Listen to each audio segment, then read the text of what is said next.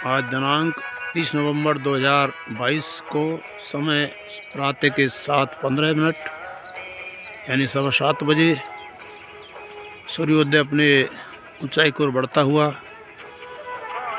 लाल छटा को बिखेरता हुआ हल्के हल्के बादलों के बीच से आगे की ओर अग्रसित। और आप देख रहे हैं इस समय ये फसल जो लाहे की फसल आपको दिखाई दे रही है। कुछ ही दिनों में आप पुष्पों से भंडार इस फसल के ऊपर हो जाएगा। सामने किसान खेती में पानी देते हुए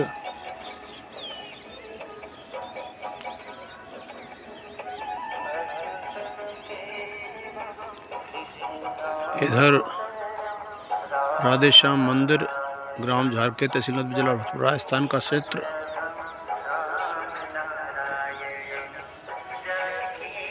आसमान में एक धुआं की रेखा, कुछ समय पहले शायद यहाँ से हवाई जहाज गया हुआ है, जिसकी मोटी मोटी मेखला की राशि से दिखाई दे रही है। यदि आप चैनल को पहली बार देख रहे हो तो सब्सक्राइब करें, बेल दबाएं, लाइक करें, शेयर करें। बधाई हो, बधाई हो। आज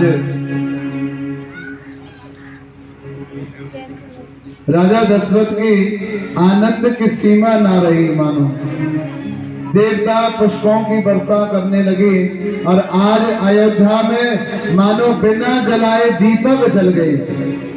देवताओं ने तो राम जी का नाम राम पहले ही रख दिया था।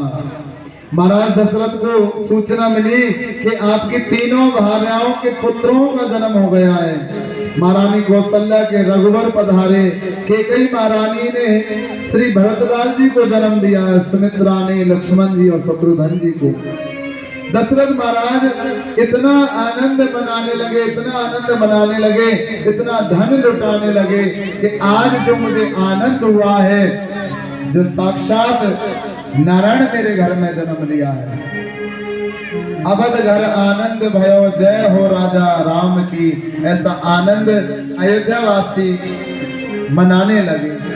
अयोध्या की सभी जो स्त्रियां थी वो सुंदर सुंदर वस्त्र धारण करके और कौशल्या मैया के दरबार में आकर राम जी का उस सुंदर स्वरूप का दर्शन कर रही हैं।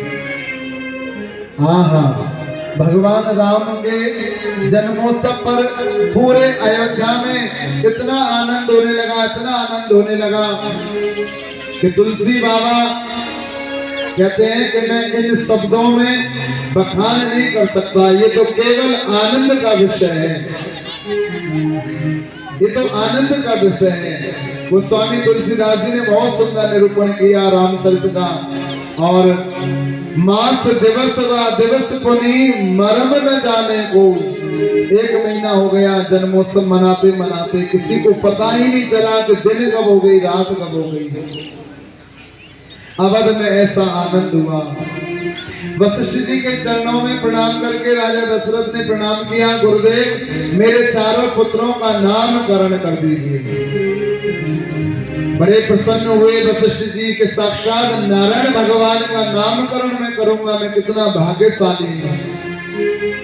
एक तो अजन्मा का नाम कैसे नामकरण करना है, तो तुलसीदास जी अपने मुखार विंद से कहते हैं कि जो आनंद सिंधु सुख राशि, जो आनंद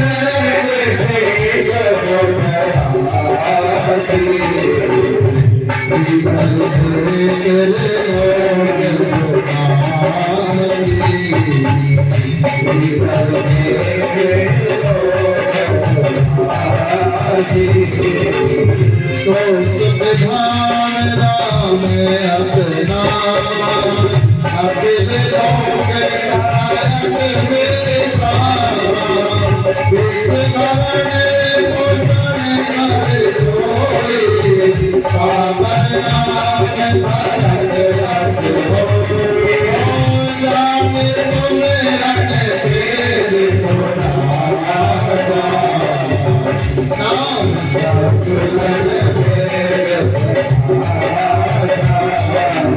चारों भाइयों के नाम रख दिए। महात्मा वशिष्ठ देव बड़े सुंदर नामकरण कर रहे हैं।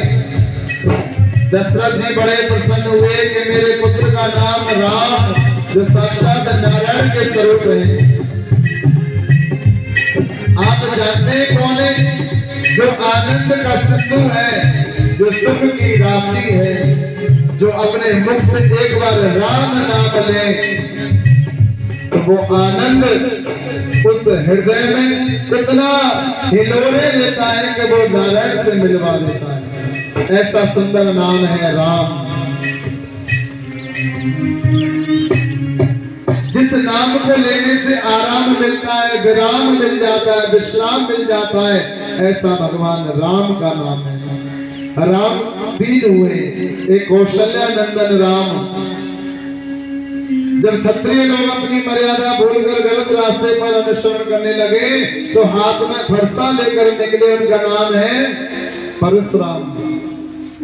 और तीसरे बलराम जी। और तीनों ही बड़े भाव से राम भक्ति का स्वरूप है और परशुराम जी ज्ञान का स्वरूप है और बलराम जी वैराग्य का स्वरूप है। एक राम भक्ति के मार्ग को प्रस्तुत करते हैं, दूसरे कर्म योगी हैं, तीसरे ज्ञान योगी हैं। लक्ष्मण धाम सुराग प्रिय, सकल जगत आधार, गुरु वशिष्ठ ते राखियो लक्ष्मण नाम गान। एक संत ने तो बड़ी सुंदर लक्ष्मण जी की व्याख्या की है कि लक्ष्मण कौन? जिनका लक्ष्य केवल राम है, जिनके राम के चरणों में ही केवल लक्ष्य है, वही लक्ष्मण है।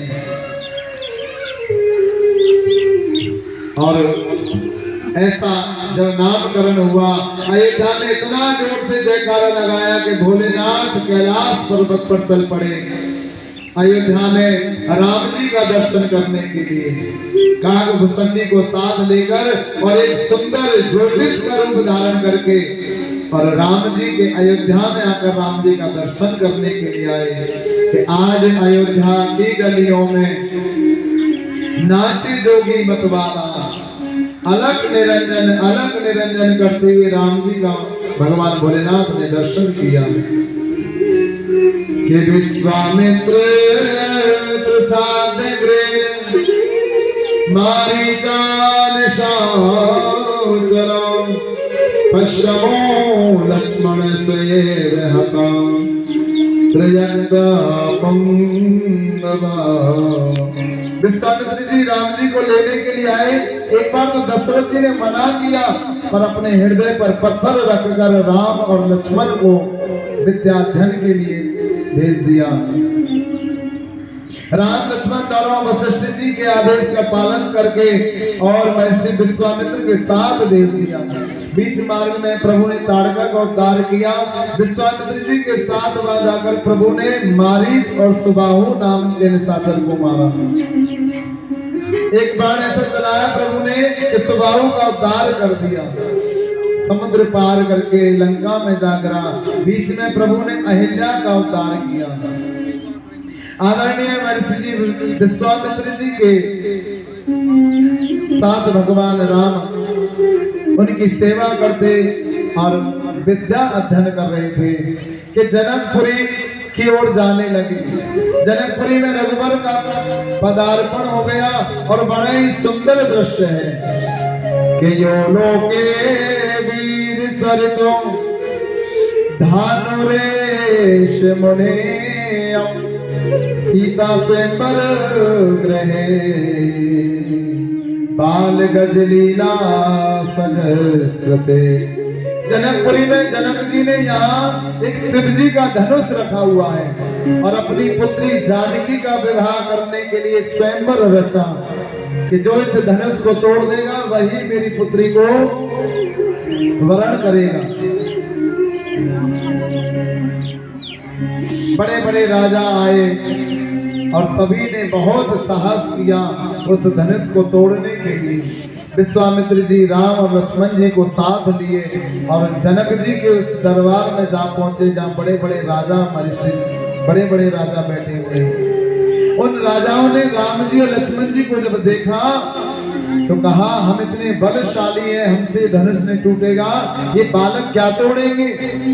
इधर जानकी जी का जब दृष्टि राम जी पर गई, तब कात्यायनी माँ की पूजा करते हुए कहा कि मैं केवल और केवल राम से विवाह करना चाहती हूँ, इसलिए मेरी लाज रखना, मैं अपना जीवन राम को समर्पण करना चाहती हूँ।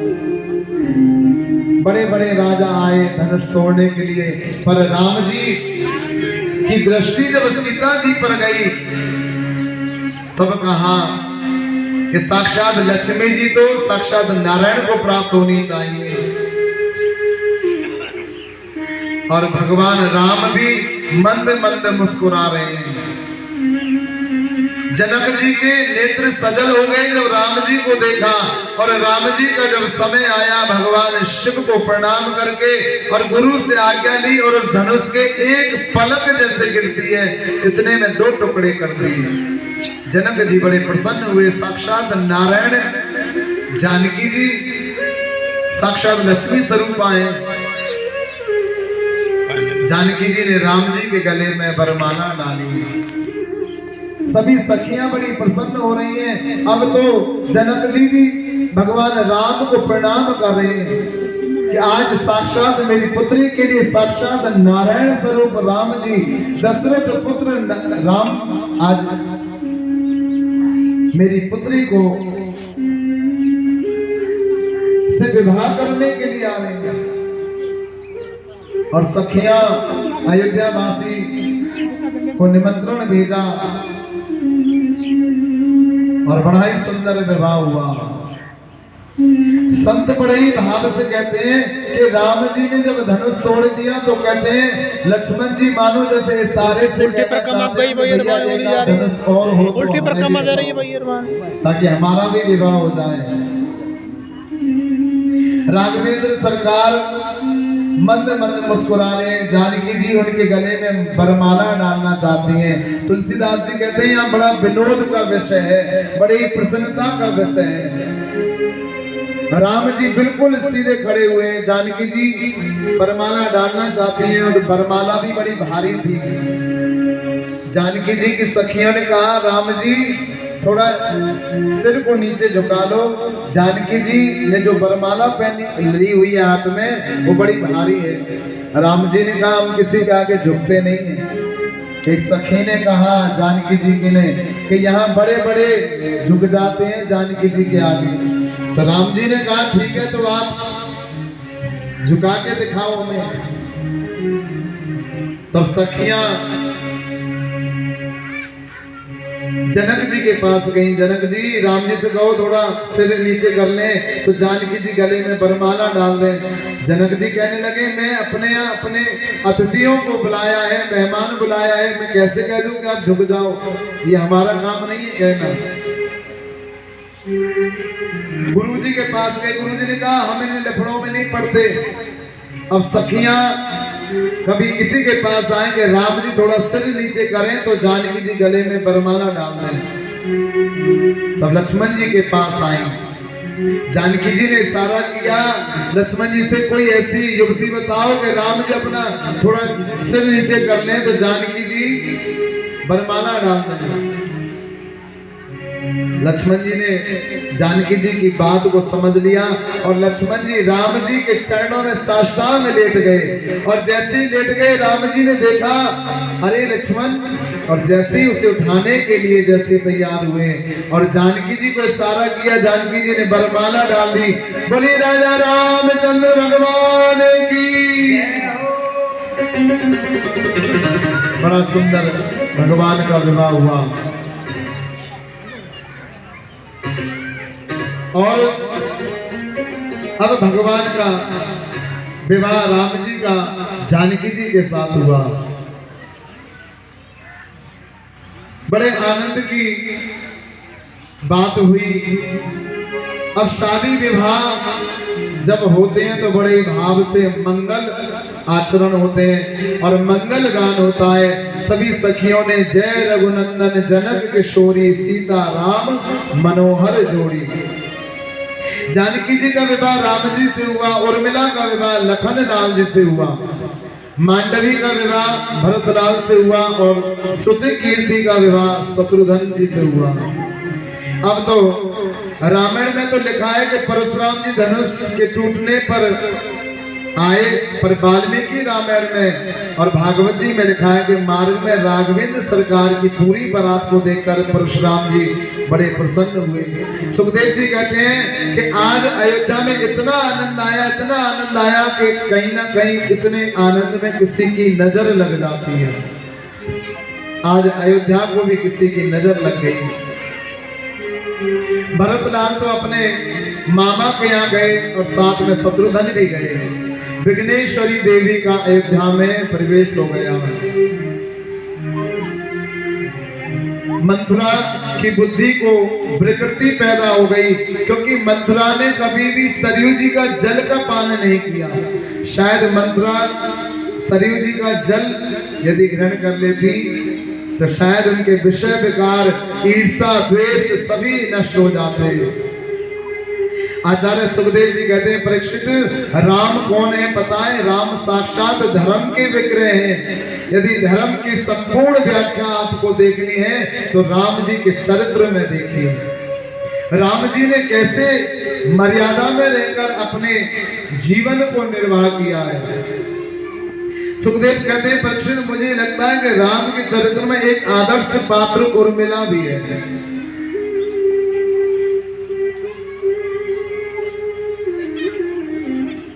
अब दशरथ जी को बड़ी प्रसन्नता हुई और उन्होंने राम जी के राज तिलक की तैयारी करवा दी और बड़ा सुंदर शुभ मुहूर्त निकलवाया। राम जी के तिलक की तैयारी होने लगी और आनंद आने लगा। इधर कैकेयी को भी बड़ा आनंद आया कि मेरे राम का कल राज अभिषेक होगा। इधर मंथरा जो थी वो कैकेयी को दहेज में मिली थी। कैकेयी ने देखा और कहा, मंथरा ने देखा, कैकेयी ये तुम क्या करने जा रही हो? कैकेयी कहती है कि आज जो मुझे इतना आनंद है, इतनी प्रसन्न हूं कि मंथरा जो मांगना है मांग, आज मैं तुझे सब कुछ दूंगी। मंथरा तो कहती है, इतनी बड़ी खुशी, क्या खुशी है? कहने लगे आज मेरे राम का राज अभिषेक होगा। तब मंथरा ने कैकेयी से कहा, कैकेयी अगर राम को राज तिलक हुआ तो तेरा जो पुत्र है भरत, उसे नौकर बनना पड़ेगा, उसे राम के चरणों की धूली सहन करनी पड़ेगी। बार बार समझाया, बार बार उसकी बुद्धि को प्रकृति में बदला। और कैकेयी कहती है, अरे मंथरा क्या तू ये सच कह रही है कि मेरा बेटा राम के चरणों की सेवा करेगा? मंथरा कहती है कि अरे यदि ऐसा हुआ तो तुम्हारी कोई इज्जत नहीं होगी, भरत को भी राम का भक्त बनना पड़ेगा, सेवा करनी पड़ेगी। तब कैकेयी के मन में ऐसी बात हो गई। यहाँ सुखदेव जी परीक्षित से कहते हैं, परीक्षित इसलिए कहा जाता है कि संग यदि करो तो अच्छे लोगों का संग करो, बुरी संगति में फंसकर बुरे आचरण आएंगे। आज कैकेयी ने मंथरा की बात जान ली। अब कहा कैसे रोकूं, राम राज्याभिषेक होने वाला है। मंथरा ने कहा, कैकेयी कोई ऐसी युवती करो कि राम जी का राज्याभिषेक ना हो। तब कैकेयी के मन को ये बात भा गई और वह उसने सुंदर वस्त्र उतार कर मलिन वस्त्र धारण करके और कोप भवन में जाकर बैठ गई। आज दशरथ जी सभी रानियों को बुलाने लगे कि आज मैं इतना प्रसन्न हूं, जल्दी जल्दी तैयारी करो, कल राम जी राज सिंहासन पर बैठेंगे। तब कैकेयी से प्रेम ज्यादा था दशरथ जी का, और कैकेयी को पुकारते पुकारते कैकेयी के जब महल में गए तो कैकेयी को देखा वो बड़ी उदास है और मलिन वस्त्र धारण कर रखे।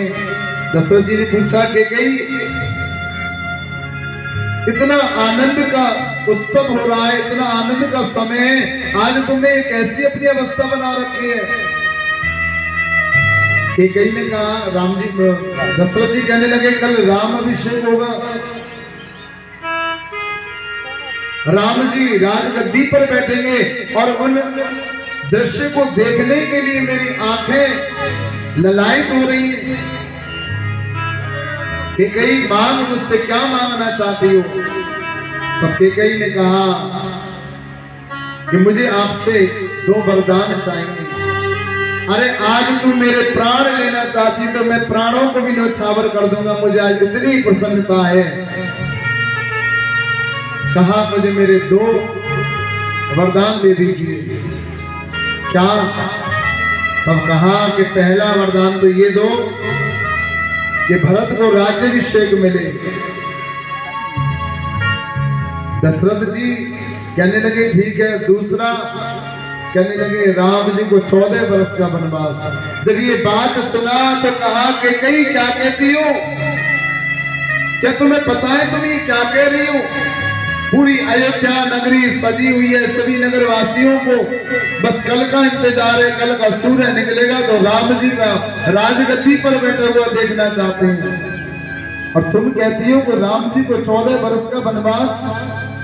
कि कई ने कहा कि मेरे 2 जो वरदान थे वो आपसे लेने थे, और पहले ही मैंने आपको राम जी की सौगंध दिला दी कि मेरे दोनों वरदानों को पूर्ण करना।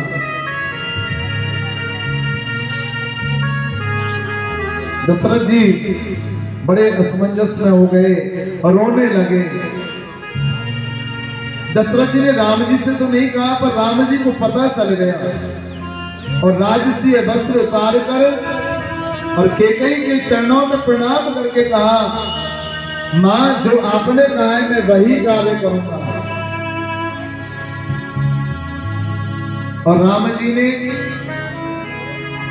राजसी वस्त्रों को उतारकर साधारण वस्त्र धारण करके और जाने के लिए तैयार हुए। लक्ष्मण जी को जब पता चला तो बड़ा क्रोध आया। राम जी ने उन्हें समझाया, लक्ष्मण ऐसा नहीं कहते, माता पिता की आज्ञा मानना ही पुत्र का कर्तव्य है। आज लक्ष्मण जी जब जाने लगे तो सीता जी को जब देखा, सीता जी रोने लगी, राम जी के चरणों में बैठ गई। स्वामी क्या यदि आप 14 वर्ष के वनवास में जाओगे मैं क्या करूंगी? राम जी ने कहा माँ बाप की सेवा करना। कहा ठीक है राम जी, स्वामी मैं अपने सास ससुर की सेवा करूंगी, पर क्या उस स्त्री को ये अच्छा लगेगा कि मेरे पति तो 14 वर्ष के लिए वनवास जा रहे हैं और मैं महलों में रहूं? मेरे पति भूखे प्यासे रहें और मैं यहाँ पर स्वादिष्ट भोजन ग्रहण करूं? पत्नी का सुख वही है जो पति के सुख में सुख होता है। तब जानकी जी ने आके किया, हे प्रभु मैं भी आपके साथ चलूं क्योंकि मेरा धर्म है पति की सेवा करना। राम जी बार बार समझाने लगे, पर जानकी जी ने कहा मैं आपके साथ चलूंगी। अब राम जी, सीता जी और लक्ष्मण जी चल पड़े। जनक जी ने तो बहुत रोकना चाहा, अयोध्या वासियों ने सबने बहुत रोकना चाहा। सुमित्रा ने जो उपदेश लक्ष्मण जी को किया वो अद्भुत है। लक्ष्मण कहते हैं कि मेरा लक्ष्य केवल राम के चरणों की सेवा करना है, इसलिए मैं इस अयोध्या में नहीं, मैं राम जी के साथ जाऊंगा। अयोध्या वासी राम जी के साथ गए। तमसा नदी के किनारे सबको सोता हुआ छोड़कर चले गए। श्रृंगबेरपुर में मेरे रघुवर का पादार्पण हुआ। निषाद राज गुहू से रात्रि भर वार्तालाप हुई लक्ष्मण जी की, और केवट ने रघुवर को गंगा पार कराया। सुमंत जी जो रथ पर बिठाकर राम जी को, जानकी जी और लक्ष्मण जी को लाए, वे नदी के किनारे खड़े हैं। राम जी ने उन्हें अवध वापस जाने के लिए विशेष आग्रह किया। निषाद राज के साथ भरद्वाज मुनि के आश्रम पर राम जी पधारे और प्रयाग में और भरद्वाज के साथ ही वाल्मीकि के आश्रम पर आए। फिर वाल्मीकि मुनि ने श्री राम जी को रहने का स्थान पूछा। तो वाल्मीकि जी बोले, हे प्रभु, ऐसा कौन सा स्थान है जहां पर आप नहीं हैं? ये सब आपका ही, सर्वस्त्र सब आपका ही है। सुमंत जी ने वापस लौटकर अयोध्या में जैसी सूचना दी, दशरथ जी ने पूछा, सुमंत जी, क्या राम जी वापस नहीं आए? सुमंत जी ने रोकर कहा कि बहुत आग्रह किया राम जी से कि आप वापस चलो, पर राम जी ने अपनी प्रतिज्ञा को नहीं तोड़ा। और जैसे ही ये आग्रह दशरथ जी ने सुना कि राम राम कहीं, राम कहीं, राम राम कहीं राम, तन धारी हरि रघुवर बिरह, राम गयो सुरधाम। दशरथ जी ने जब सुना कि राम जी वापस नहीं आए, उसी समय दशरथ जी अपने मुख से राम राम, कि राम के बिना मैं एक पल नहीं जीवित रह सकता, राम नहीं है तो मेरा मैं कैसे जीवित रहूं। और उसी समय दशरथ जी के प्राण छूट गए। राम राम कहते हुए दशरथ जी ने अपने पंच भौतिक शरीर को त्याग दिया और स्वर्ग की ओर चल पड़े। भरत ने जब जाना कि मेरी माता के कहने पर राम को 14 वर्ष का वनवास हुआ, तो भरत ने कैकेयी से कहा, अरे मैया, तुम्हें तनिक भी दया नहीं आई कि राम जी को 14 वर्ष का वनवास? जिस राम के इतने कोमल चरण हैं, कौशल्या मैया उन्हें अपनी गोद में बिठाकर आज भी भोजन कराती है। जिन राम के बिना अयोध्या वासियों ने जीना नहीं सीखा, उनकी कैसी अवस्था हो रही है ये एक बार देखकर जाओ। और आपने मेरे लिए राज सिंहासन मांगा, धिक्कार है उस मां पर। भरत जी को जब पता चला और भरत जी ने कैकेयी को बहुत बात सुनाई,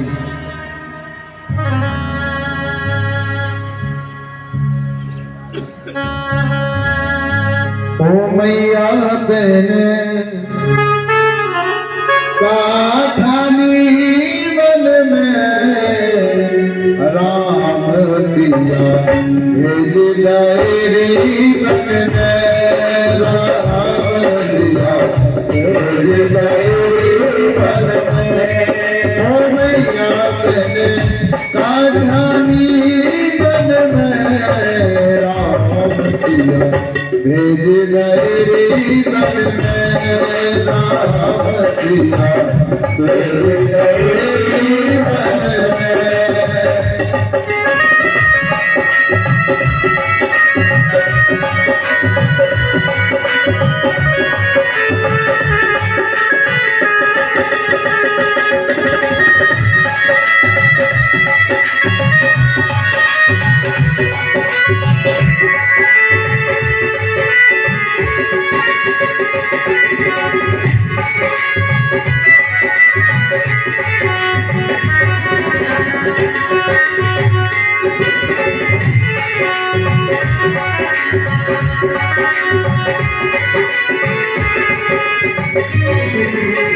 जगती भर के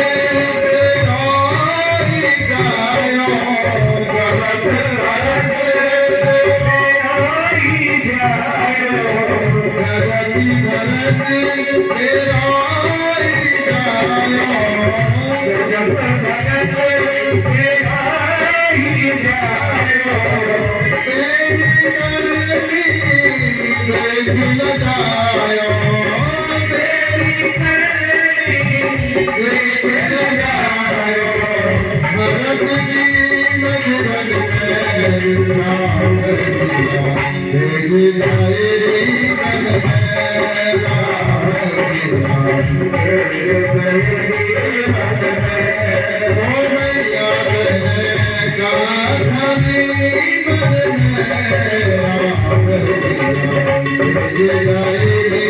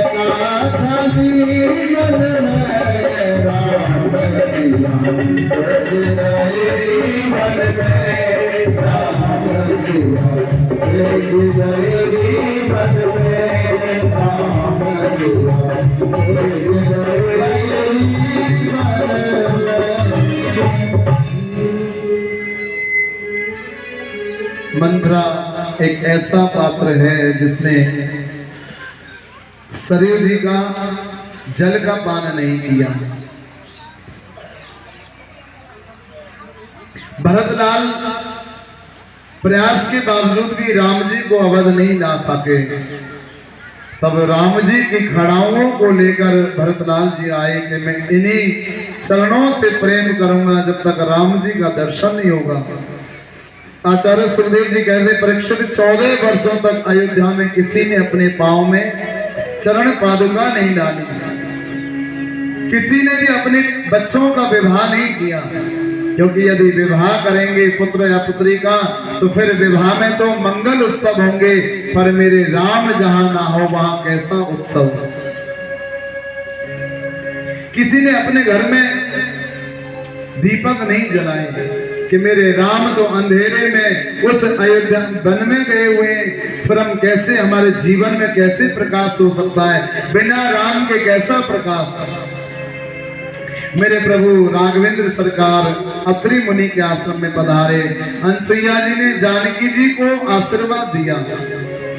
उसके बाद सुतीक्ष्ण के आश्रम पर प्रभु पधारे। अगस्त मुनि के आश्रम पर पहुंचकर बहुत सत्संग किया। धीरे धीरे चलते हुए रघुवर पंचवटी में आ पहुंचे।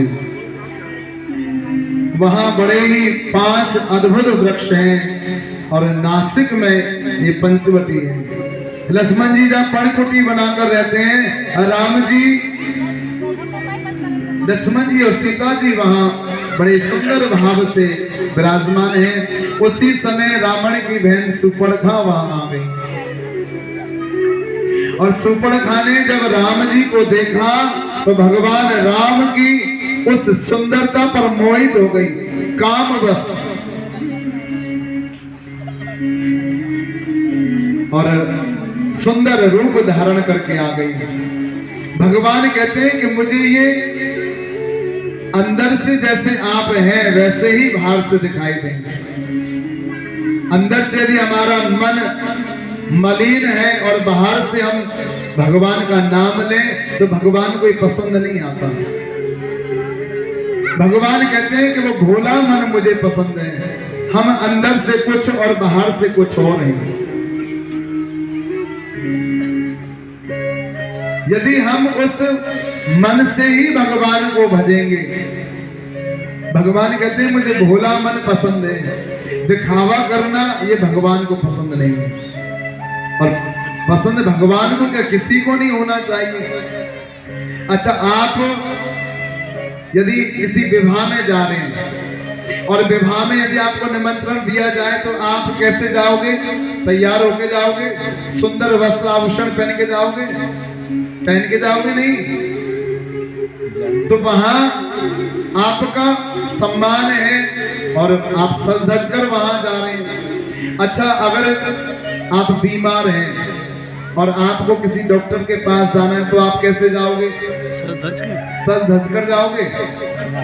हाँ जाएंगे ना, सज धज के जाओगे? जाना लगा खुर बड़क नहीं जाएंगे। फिर तो आप मुंह भी नहीं धोगे, आप कपड़े भी चेंज नहीं करोगे, उन्हीं वस्त्रों से, उसी चेहरे से। और जब डॉक्टर के पास पहुंचोगे ना तो जैसा चेहरा पहले था उससे भी ज्यादा और गाड़ी में जाएंगे, मायूसी आपके चेहरे पे होगी। क्यों? ताकि डॉक्टर समझ जाए कि मैं कितना बीमार हूं। सही कहा मैंने, गलत कहा?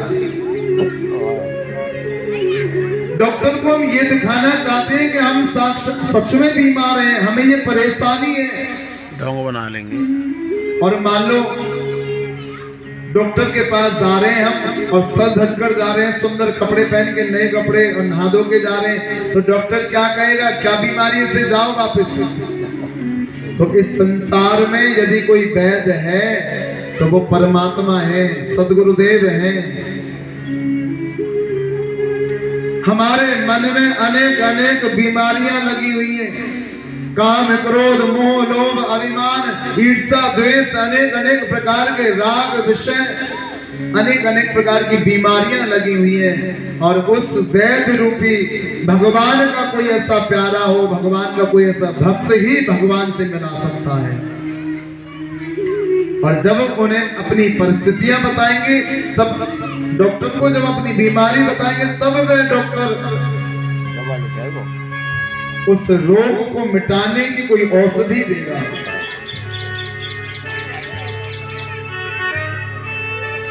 तो यहाँ पर जो शूर्पणखा है उसने भगवान का दर्शन तो किया, परंतु उस काम रूप से उनकी सुंदरता पर मोहित तो हुई, पर वहां भी काम था। और सुंदर रूप धारण करके, अरे भगवान को भोला मन पसंद है। क्यों? भगवान ने बिल्ली को तारा, बिल्ली के झूठे पेड़ भगवान ने खाए। भगवान कहते हैं जैसे हो वैसे ही बने रहो, बनावटी मत बनो। और आज का समय तो बनावटी के अलावा कुछ है ही नहीं, प्रदर्शन करने का समय है। भगवान कहते हैं मुझे भोला मन पसंद है। तो शूर्पणखा बड़ा सुंदर रूप धारण करके आई, और सुंदर रूप धारण करके जब आई तो राम जी के समक्ष आकर खड़ी हो गई। राम जी का एक स्वभाव है कि वो किसी भी स्त्री को देखते हैं तो या तो माँ के रूप में या बहन के रूप में। ऐसी दृष्टि हमारी बन जाए, ऐसी दृष्टि हमारी बन जाए। किसी स्त्री को देखें तो या तो माँ के रूप में देखें या किसी बहन के रूप में देखें। और राम जी का यही स्वभाव है। राम जी ने जब शूर्पणखा को देखा, उसकी मन की बात जान गए और राम जी ने कहा, कहो देवी जी कैसे आगमन हुआ और आप कौन हैं, कहां से आई हैं? तो शूर्पणखा ने कहा कि मैं वर ढूंढने के लिए आई हूं, अपने पति का चयन करने के लिए आई हूं। राम जी ने कहा देवी इस घोर जंगल में और पति ढूंढने का काम तो माता पिता का है, आपका थोड़ी। कहते माता पिता ने तो बहुत रिश्ते देखे पर मुझे पसंद नहीं आए। आज सावधान हो जाएं, आजकल की जनरेशन कहते हैं कि हम अपने आप ढूंढेंगे अपना पति। तो जैसे सुपड़ खां अपनी नाक कटा कर गई थी, शायद ऐसा ना हो, क्योंकि विवाह और पति ढूंढने का काम तो माँ बाप का होता है।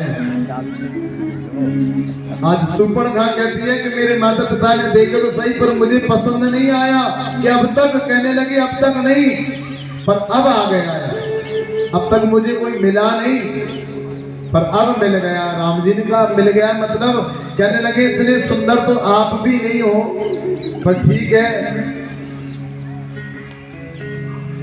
तो राम जी को देखकर और सुपड़ खां ने कहा कि तुम सम पुरुष न मौसम नारी, यह संयोग विधि रचो विचारी। राघवेंद्र सरकार उसकी भावनाओं को समझ गए, कहने लगा देवी मैं आपसे विवाह नहीं कर सकता, मैं पहले ही विवाहित हूँ और ये मेरे जो बामंग में है वो मेरी पत्नी है जानकी की। उसे देखकर क्रोध आया तो भगवान कहते हैं भगवान के समक्ष होकर भी क्रोध, अरे आप वो जो गौर वर्ण के हैं लक्ष्मण जी उनके पास आइए। तब सुपड़ खां लक्ष्मण जी के पास गई। लक्ष्मण जी समझ गए कि राम जी ने भेजा है। लक्ष्मण जी कहने लगा देवी यदि मुझसे विवाह करोगी तो दासी कहलाओगी, क्योंकि मैं राम जी की सेवा करता हूँ। तब लक्ष्मण जी ने राम जी के पास भेजा, राम जी ने फिर लक्ष्मण जी के पास भेजा, लक्ष्मण जी ने फिर राम जी के पास भेजा। तब सुपड़ खां बोली व्हाट आर यू डूइंग, क्या कर रहे हो तुम, कभी इधर भेज रहे हो कभी इधर भेज रहे हो, तुम जानते नहीं हो मैं कौन हूं, मैं रावण की बहन हूं, सर्वनाश कर दूंगी। और ऐसी बात जब कही तब लक्ष्मण ने भगवान राम की आज्ञा को स्वीकार किया और लक्ष्मण ने नाक और कान काट डाले सुपड़ खां के। कहने का भाव सुपड़ खां को जब राम जी मिल गए फिर भी बनावट कभी दिखावा। तो यहाँ भगवान कहते हैं कि भोला मन मुझे पसंद है, ये बनावटी बातें पसंद नहीं है। भगवान ने लक्ष्मण जी ने उसके नाक कान काट डाले और दौड़ी दौड़ी गई।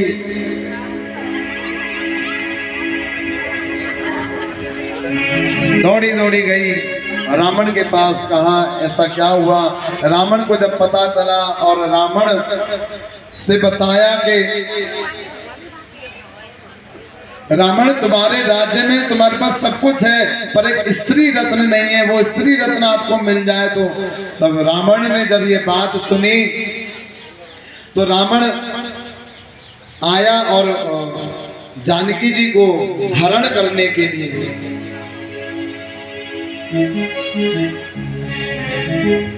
सुपड़ खां रोती हुई चिल्लाती हुई रावण के पास गई और अपनी उस दशा को देखकर खरदूषण आदि आ गए, बड़ा भयंकर युद्ध हुआ। अब ऐसी परिस्थिति बनी, रावण ने मारी से कहा कि वो सुवर्ण का मृग बनकर आएगी और उस मृग को देखकर जानकी जी प्रसन्न हो गई और राम जी को आज्ञा दे दी। यहाँ बड़ी अच्छी सुंदर बात है समझाने की, कभी भी पत्नी को अपने पति को आज्ञा नहीं देनी चाहिए। आज जानकी जी ने यह बहुत बड़ा अपराध किया, राम जी को आज्ञा दी कि वो सोने का हिरण है उसका शिकार करके आओ। राम जी जब शिकार करने के लिए चले गए और आवाज लगाई लक्ष्मण मुझे बचाओ। लक्ष्मण जी ने जब राम जी की जैसी आवाज सुनी तो जानकी जी ने कहा लक्ष्मण जी मेरे पति के प्राण संकट में आप जाओ।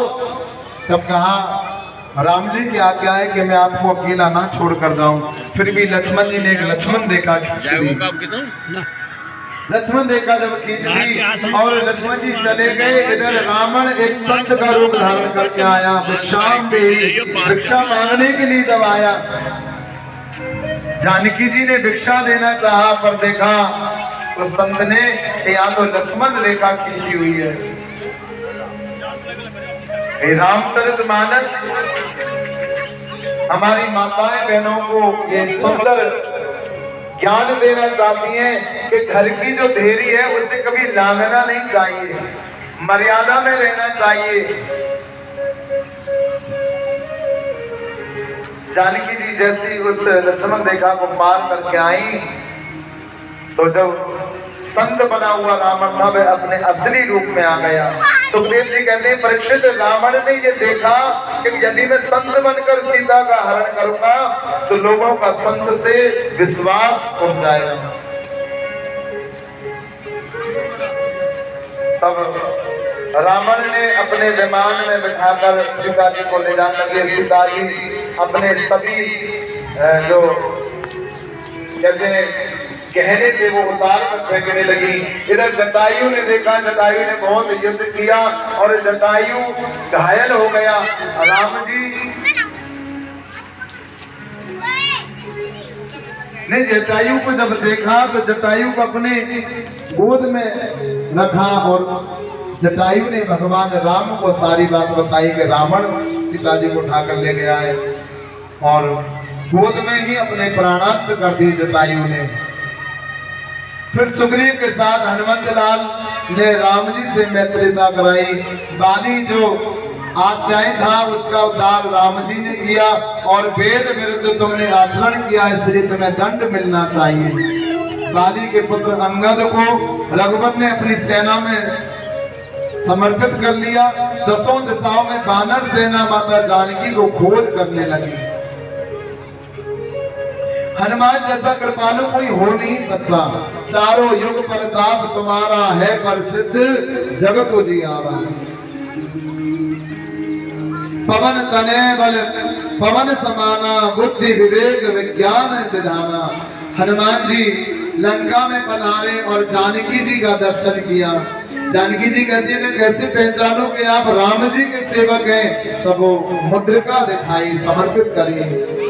लंका में फिर हनुमान जी ने आग लगाई। माता जानकी को चूड़ामणि लाकर रामचंद्र जी को समर्पित कर दी। राम बड़े प्रसन्न हुए, सारी सेना में कूच करना प्रारंभ कर दिया।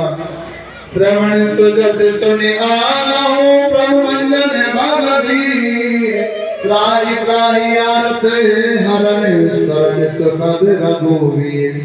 राम जी ने विभीषण को अपने अंग में भर लिया और विभीषण को मानो लंका का राजा बना दिया। वहां पहुंचकर बड़ा ही भीषण परिस्थिति में युद्ध हुआ। कुंभकर्ण का भगवान ने उद्धार किया। लक्ष्मण जी को शक्ति लगी। हनुमंत लाल जी संजीवनी बूटी लेकर आए। बड़ा भीषण युद्ध हुआ। राम जी की जितनी वानर सेना है तन मन से राम जी की सेवा करने लगी और विभीषण के कहने पर एक इशारे में राघवेंद्र ने रावण की नाभि में एक ऐसा बाण मारा और रावण का भी उद्धार हो गया। देवताओं ने पुष्पों की वर्षा की। अग्निदेव ने माता जानकी को राघवेंद्र को समर्पित कर कहा कि मेरे समान गंगाजल के समान सीता जी पवित्र हैं। दशरथ जी ने स्वर्ग से आकर कहते हैं राम जी को फिर आशीर्वाद दिया। कुबेर ने अपना विमान राघवेंद्र को समर्पित किया। 14 वर्षों में जितने दिन होते हैं उतनी दीपक अयोध्या वासियों ने अपने नगर में जलाए। राम जी आए। सुखदेव जी कहते हैं परीक्षित संक्षिप्त में ये राम कथा मैंने तुम्हें श्रवण कराई। हम लोग ज्यादा से ज्यादा राम जी की उस आचरण पर चले। राम जी ने जो किया वो हमें करना चाहिए। हर घर में रामायण का पाठ होना चाहिए। रामायण का पाठ करने से घर में जितने भी प्रकार के संकट हैं वे सब दूर हो जाते हैं। आज का जीव हर परिवार से दुखी है। किसी को पुत्र को लेकर, कोई पत्नी को लेकर, कोई पिता को लेकर, कोई बच्चों को लेकर। इसलिए रामायण का पाठ हर घर में होना चाहिए और चाहे 2 अध्याय पढ़े चाहे 2 दोहे पढ़े पर पढ़ना रोज चाहिए। रामायण जो ग्रंथ है वो ऐसा ग्रंथ है जिस घर में विराजमान हो जाती है फिर उस घर में किसी भी प्रकार का कलह कलेश नहीं होता। सभी प्रकार की सिद्धियां वहां प्राप्त हो जाती हैं। आनंद की उमंग बहने लगती है। मन रूपी मंदिर बन जाता है और उस मन रूपी मंदिर में राघवेंद्र सरकार का प्राकट्य हो जाता है। बोली राजा रामचंद्र भगवान की जय।